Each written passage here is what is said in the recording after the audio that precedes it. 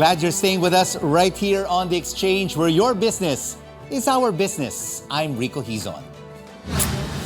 Food is an integral part of Filipino culture and our identity as a people.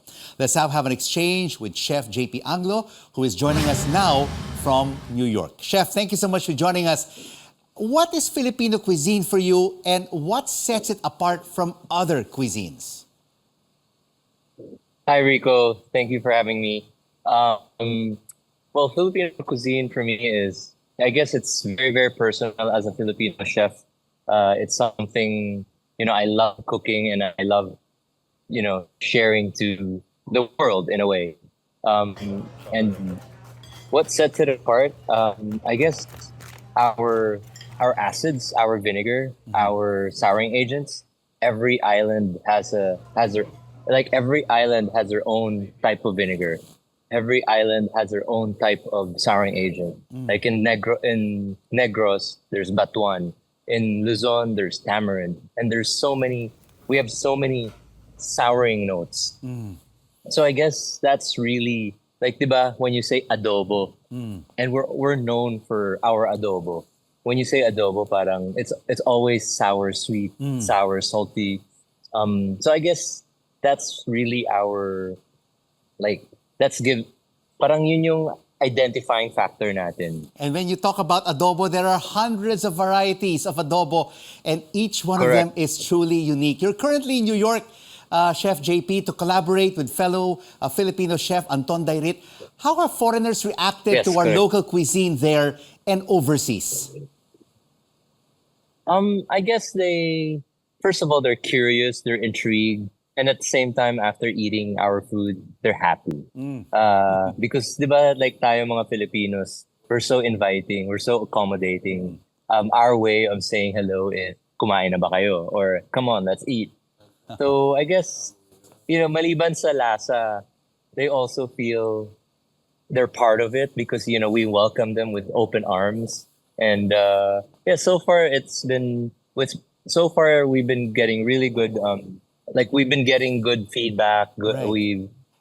Chef JP, if you take a look at cuisines of other countries, they're very famous in the Philippines and anywhere around the world. Japanese, Korean, Italian, Spanish, you name it. What would it take for our dishes to become commonplace across the globe as well? Unity, team effort. As they say, it takes a village, right? So all of us, that's why us chefs, we like doing these collaborations because we learn from each other. We, as a team, as a unit, we're stronger. And I think if we work together on this, we will.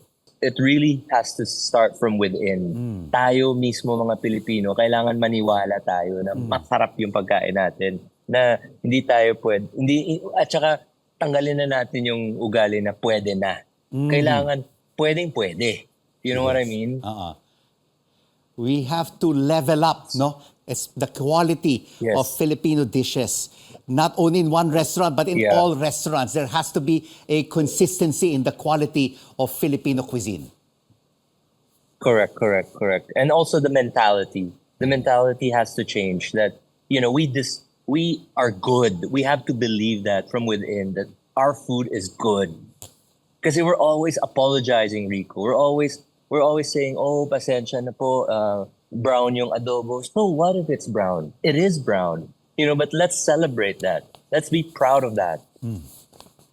And Chef, you have restaurants in the Philippines and in Dubai. How are you serving Filipino cuisine that stays true to our local flavors without alienating non-Filipinos? Say in Dubai, we can't serve pork in our restaurant because we don't have a pork license. So I guess those are the challenges. At the same time, that right balance. Example, for a kare-kare. For a kare-kare, for a non-Filipino to enjoy kare-kare, kailangan siguro wag mo siya muna pakainin ng bagoong. Kailangan dun muna sa sauce. And then pag medyo may introduction, I think that's kailangan wag natin biglain yung foreigners kasi it takes a while. So same with Thai food, right? I mean, it's spicy. So wag muna sa mga first timers, wag muna yung masyadong manghang. So are you saying, Chef, that Filipino cuisine, for it also to be successful overseas and to the international palate, it has to be fusion and it cannot really have its own identity? Not fusion, Rico, but more like temper. I-temper natin. We have to find that perfect balance, that perfect umami. When you balance acid and shrimp paste or dried fish. And also, I guess, we have to go through the process. Sometimes we cut corners and it reflects on our dishes.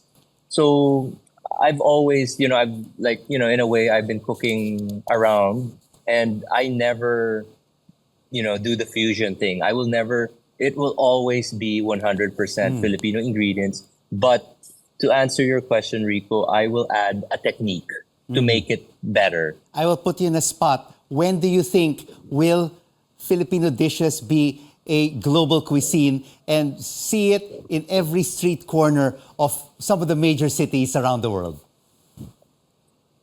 I don't know. Maybe parang administration lang yan na kailangan bigyan mo muna kami ng 6 years. It will take time, Rico. Yeah, It will take time. And sometimes, I guess, what I'm saying is, siguro let's do it in phases, right? Apparently, di ba, our chicken inasal was voted number 5 or number 6 dish in the world. Imagine. So imagine if we also focus on chicken inasal, because right now, di ba, around the world we're known with our adobo, with our lumpia and pancit, but chicken inasal is a very unique chicken dish. It has a very unique taste. It's over charcoal. It's very, everyone eats grilled chicken. So I guess same with Thai food. When you say Thai, it's pad Thai. When you say pad Thai, it's Thai. So siguro tayo, there are other dishes more maliban sa adobo. We're beyond adobo. We have our we have our pancit molo, our bok choys, so on and so forth. So because I'm from the Visayas, so I'm, those are my, yun yung foundation ng bilang kusinero ko eh.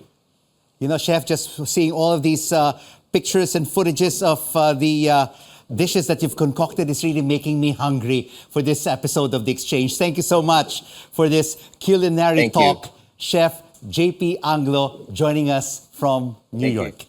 And straight ahead on The Exchange, where your business is our business. What is the recipe for success of Filipinos overseas? For some, it's Filipino cuisine itself. We speak to Mama's Kubo from England and Calamansi Cafe from Thailand. Next on CNN Philippines. News you can trust.